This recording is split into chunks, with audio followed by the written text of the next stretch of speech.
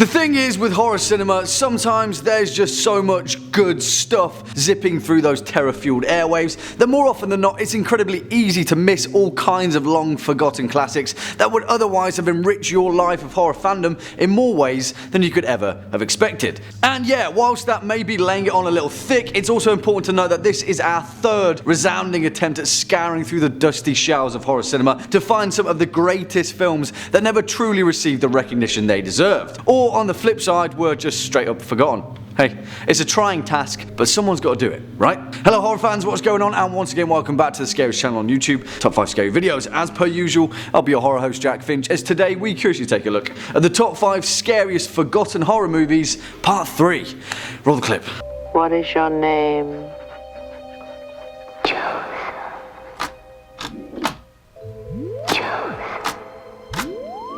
For the curious amongst you, that clip was from 1980's The Changeling, not to be confused with the similarly named period piece starring Angelina Jolie, because Peter Medak's resounding psychological thriller is one of the greatest underappreciated and long forgotten horror films of the 20th century. Really, it's that good, but we also very recently featured it on our scariest horror movie endings list, and you know that I like to keep things fresh, so consider this today's most honourable of honourable mentions. Well, we've managed to make it all the way to a part 3 for this list, so it's safe to say that there's quite a few forgotten horror classics lurking beneath the floorboard, so let's take a look, shall we? Kicking off at number 5, Horror Express, 1972.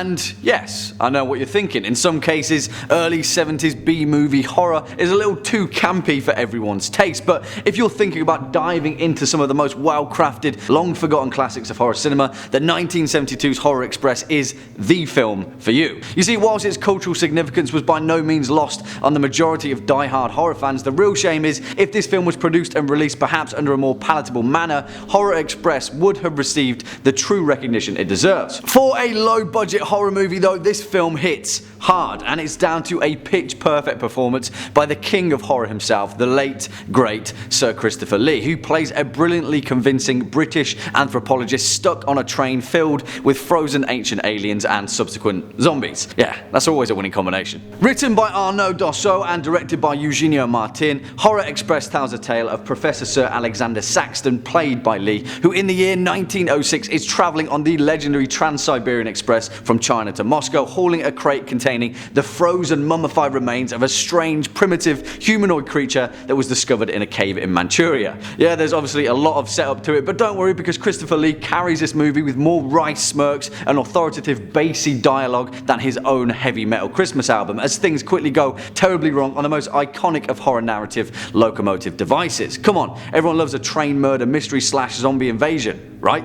Horror Express is pure nostalgia, dripping with atmosphere and crammed with some of the greatest character actors in the history of cinema, pinned neatly behind a surprisingly innovative narrative for its time. The fact that it's sadly a bit too dusty for most people's horror collection is a shame, and reason enough for you to pick it up. Coming in at number 4, Burnt Offerings, 1976. This is hella nice.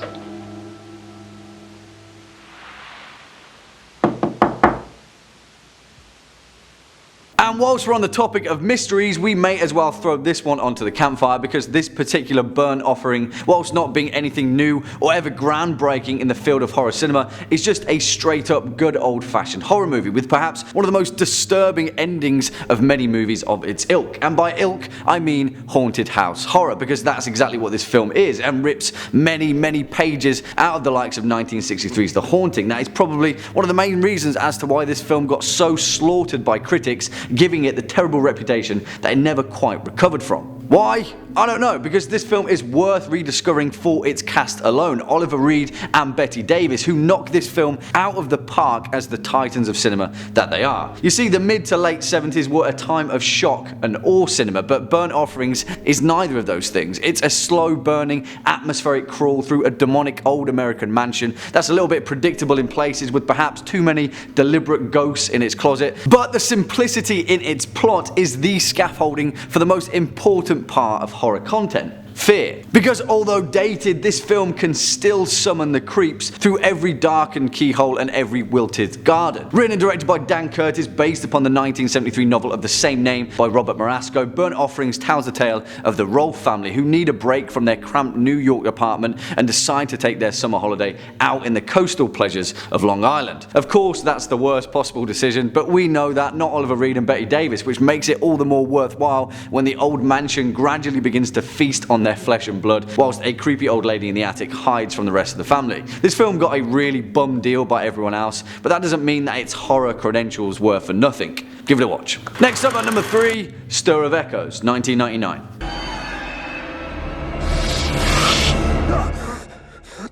What the hell was that?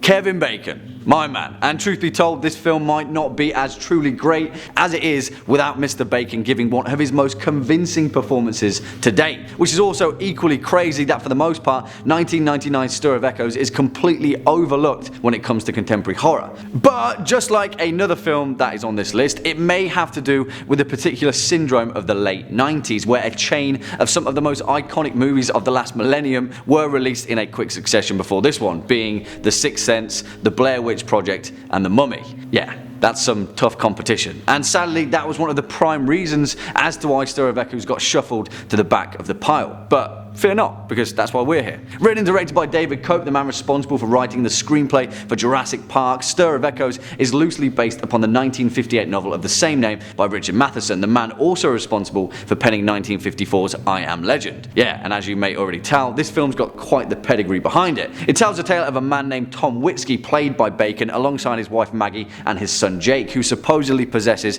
the supernatural ability to communicate with the dead. Although Tom is a skeptic of his son's powers, the rest of his family aren't, and so one evening during a party, he jokingly agrees to be hypnotized by Maggie's sister, a true believer of the spirit world. And then, just like that, the echoes within his mind are stirred, and Tom tumbles down a rabbit hole of supernatural intrigue and the callings of a disturbed spirit and her grisly murder. I won't say any more because, like any good horror mystery, the best experience comes with pulling at the thread for yourself. But this film is surprisingly fantastic and well worth a watch. Swinging in at number 2, Dark City, 1998.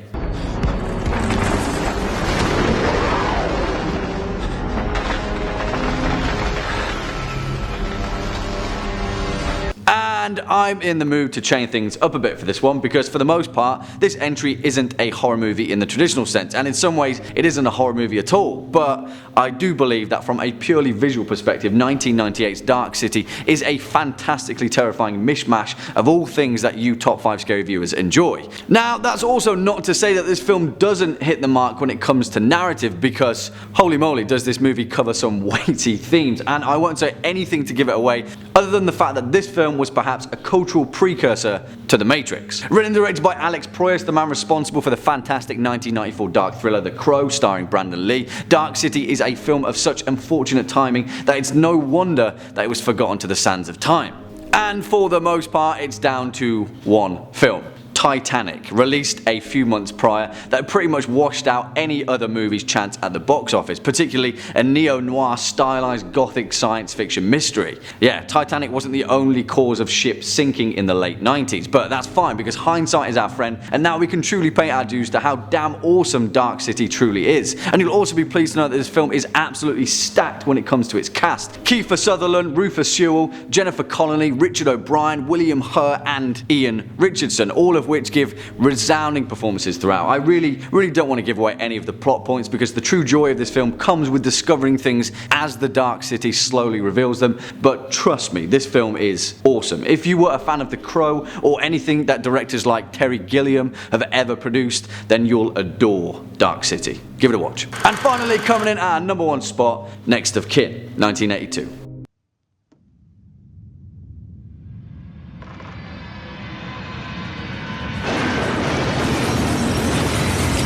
And if if we're talking about horror credentials, holy moly is this film the true definition of an underrated masterpiece. And it's perhaps one of the most fitting entries on this top 5 list series because 1982's Next of Kin is so damn good that every horror fan needs to take a look at it just to realise exactly what they were missing. But let's have a brief history lesson first and talk about one of the most intriguing subgenres in cinema, Ozploitation. In Australia, before the period that ran between the early 70s and the late 80s, film culture wasn't exactly the most open and free that it could have been, and expression in film in particular was stemmed by the Australian government, banning pretty much every movie that wouldn't meet their strict censorship standards in a post-World War II society. But then came the new wave and some of the most batshit crazy horror movies in cinema were born, which is a matter for a whole other video, but the point is the culmination of all of those things that were learned throughout the Ozploitation era peaked at 1982's Next of Kin. Written and directed by the awesome Tony Williams and starring Jackie Kerrin and John Jarrett, as in, yes, that John Jarrett, the guy that plays the terrifying Mick Taylor in Wolf Creek. Next of Kin is pretty much The Shining meets Psycho with a little pinch of 1980's The Changeling thrown into it. Now I won't say anything about the plot because there are too many twists and turns in this movie that half the joy of watching it comes with the breathlessness in those sporadic moments where the dial gets turned up to 11. This film is as Australian as it gets, and the final act of this film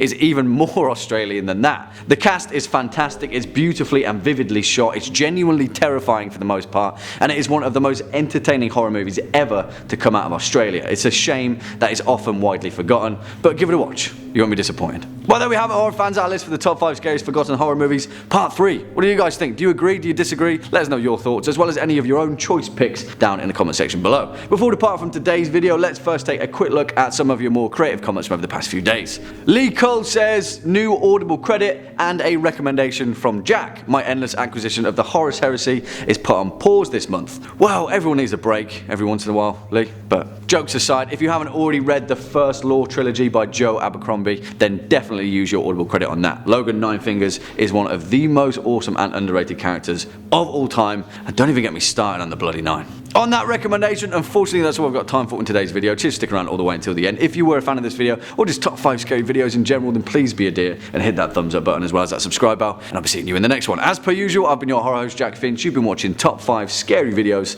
and until next time, you take it easy.